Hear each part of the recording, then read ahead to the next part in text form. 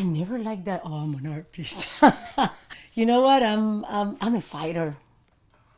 I think I'm a fighter. Probably 7, 8 years old, I got a little transistor radio. Every night in bed, I would just cut it on real low, and I saw my mom's light go out. Cut it on real low and just be listening, man. And the music, I mean, it just took hold of me. Looking back now, I knew then that that music would be the soundtrack to my life.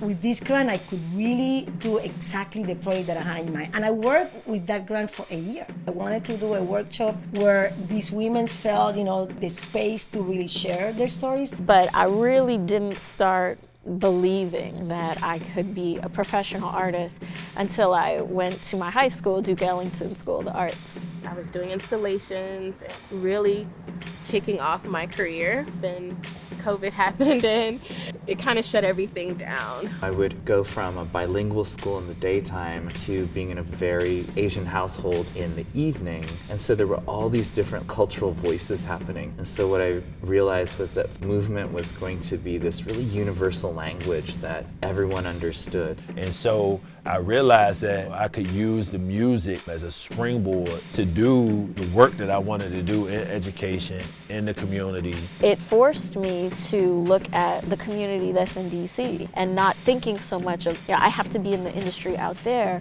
but what do I have at home? The Commission on Arts and Humanities was critical in helping me pivot from being a nonprofit executive to a full-time creative. I loved having that job. It was meaningful work. It is nowhere near as fulfilling as doing what you feel like you were put on this earth to do, though. That was the first time I saw those connections of my creative work, entrepreneurship, activism, education, all the things that I love in this one piece. So from there, it was like, oh, there's no turning back. I have to continue to develop my own work. Because these women, what they want is for us to listen to their stories. And then at the end, when they finished, they told me it's the first time that I share my story with someone. And imagine, that's the power of art. The Commission of Arts and Humanities really stepped in. They had the relief grant for artists like me that were in these crucial situations where we needed just assistance to be.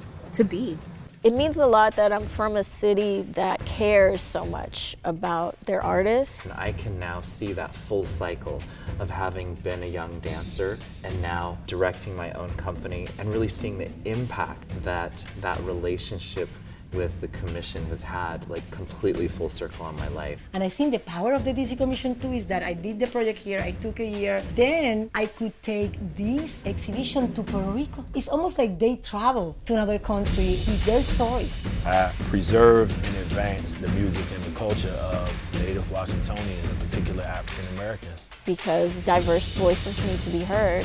It just made sense to me that I would continue on this journey as an artist to move the stories from the fringe to the center of society. It's been an opportunity to feel seen by the city as an artist, to feel appreciated. It's just such an incredible feeling, when you create a piece of art and it comes from your mind and then you put your whole mind, body, soul into it, and to look at it and say, hey, I did that.